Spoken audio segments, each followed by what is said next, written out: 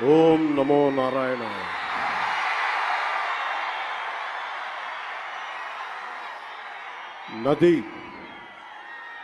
నది ప్రజల్ని విడిచిపోయి వెళ్ళిపోలేదు. నది ప్రజల్ని విడిచిపోలేదు. భాష దేశాన్ని దాటిపోలేదు. నేను మన నేలని విడిచి పారిపోలేదు.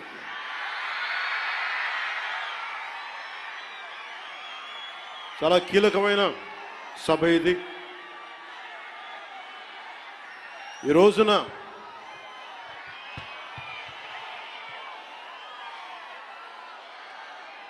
ఈ స్పీచ్లో, ఈ వారాహి సభలో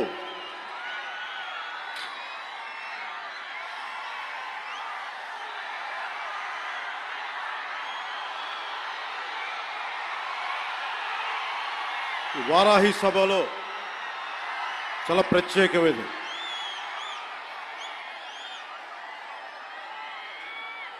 వంద రోజులు దాటింది.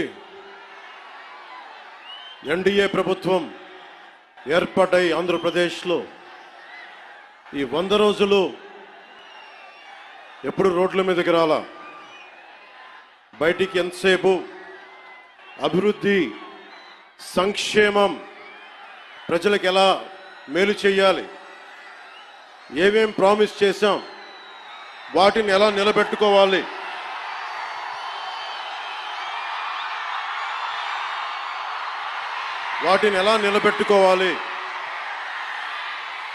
ఆర్థిక వ్యవస్థ దెబ్బతింది, దాన్ని ఎలా నిలబెట్టాలి. గౌరవ ముఖ్యమంత్రి శ్రీ చంద్రబాబు నాయుడు గారు కానీ, క్యాబినెట్ కానీ, ఎన్డీఏ ఎమ్మెల్యేలు కానీ, జనసేన కానీ అందరం ఒకటే ఆలోచిస్తా ఉన్నాం. రాష్ట్ర అభివృద్ధి ఎలా ముందుకు తీసుకెళ్ళాలి అని. గెలిచిన రోజున ఏం చెప్పాం? 164 సభ్యులు ఎమ్మెల్యేలుగా గెలిచి, 21 మంది ఎంపీలుగా గెలిచి, ఆంధ్రప్రదేశ్ బలం, ఆంధ్రప్రదేశ్ విజయం, కేంద్ర ప్రభుత్వానికి వెన్నుదన్నుగా నిలబడింది. గెలవగానే నేను చెప్పింది కూడా ఒకటే, ఏ పార్టీ కూడా మనం పగా ప్రతీకార రాజకీయాలు ఉండవు, ద్వేషించం, చాలా మర్యాదగా వినమ్రతతోటి ఉన్నాం. దశాబ్దం పైన నన్ను వ్యక్తిగతంగా తిట్టారు, కించపరిచారు, అవమానం చేశారు. చాలా అవమానాలు పొందాం, పరాభావాలు చెందాం. ఏ రోజు పల్లెత్తు మాటల్లా స్థాయి పెరిగిపోయి, ఏ 7 కొండల వాడైతే, ఏ కలియుగ దైవం ఆయనకు కూడా అపచారం జరిగితే మెత్తగా ఎందుకు ఊరుకుంటాం? మాట్లాడకుండా ఎందుకుంటాం? ప్రతి ఎలక్షన్, ప్రతిదీ రాజకీయ కోణంలోనే చూస్తామా? అన్ని రాజకీయాలేనా? అన్ని ఓట్ల కోసమేనా?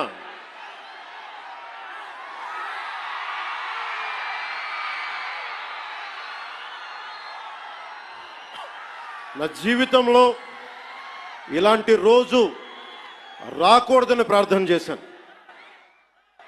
మనస్ఫూర్తిగా చెప్తున్నాను. నా తల్లి పాదాల సాక్షిగా,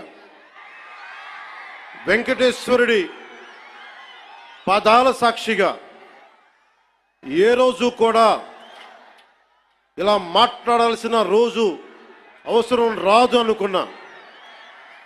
కానీ వైసీపీ నాయకులు తెప్పించారు ఈ రోజున. ధర్మో రక్షతి రక్షితః. ధర్మాన్ని నువ్వు రక్షిస్తే ధర్మం నిన్ను రక్షిస్తుంది. దీనినే eminent jurist, legal luminary Nanibhai Palkhivala గారు చెప్పారు ఒక మాట, ధర్మో రక్షతి రక్షత అని ఆయన చెప్పిన మాట. లా ఈజ్ కోడిఫైడ్ ధర్మాన్ని, ధర్మాన్ని ఒక క్రమంలో బిగిస్తే, ఒక చట్టంలో బిగిస్తే అది చట్టం అవుద్దని. ఈ రోజున నాకు అన్యాయం జరిగింది, నేను బయటికి రాలా. అన్ని ధర్మాలకి గౌరవం ఇచ్చే so called pseudo intellectuals try to put me down, try to put us down, try to market us, try to ridicule us. This is what an average Sanatani Hindu has to go through in the land of Bharat. If practicing my own dharma is a sin to the so-called people who comment on us, for the so-called pseudo-secularists, then let me tell you, I will make my stand clear to you today. I am an unapologetic Sanatani Hindu. I am an unapologetic Sanatani Hindu.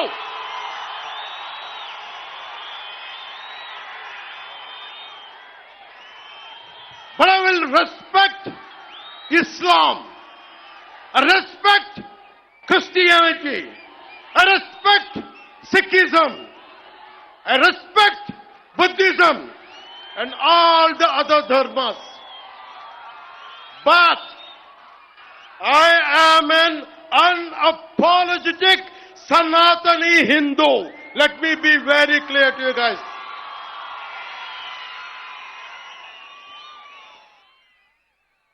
And I will also safeguard. I'm conveying this to the so-called secularists who ridicule my Sanatana Dharma. Let me tell you today, and I will safeguard my Sanatana Dharma with my life.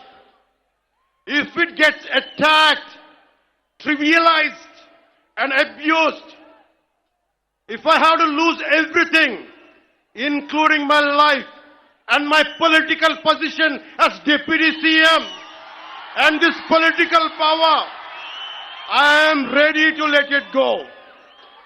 This is an oath I have taken in my life when I was at the age of 21 in the same Tirupati, when I was looking at the foothills of Lord Balaji, looking at the caption, looking at the sloka, ధర్మో రక్షిత రక్షిత, ధర్మాన్ని రక్షిస్తే ధర్మాన్ని రక్షిస్తుందని.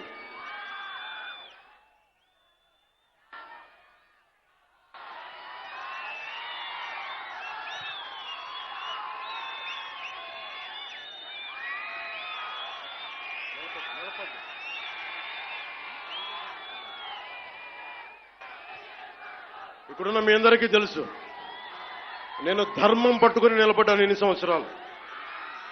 ఎప్పుడు ధర్మం తప్పలా. ఇదే సభలు చేసేటప్పుడు నమాజ్ వినిపిస్తే ఆపేసి నా గౌరవాన్ని ప్రకటించిన వాడిని. ఒకటి కాదు, రెండు కాదు, అనేక పర్యాయాలు.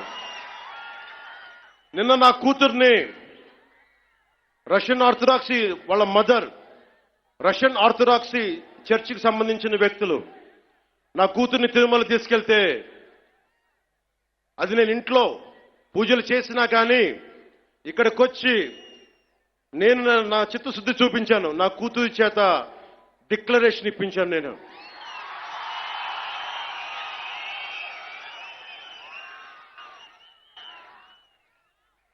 అందరికీ చెప్తాం, నన్ను విమర్శించే వాళ్ళందరికీ చెప్తానా, ఏ రస్తా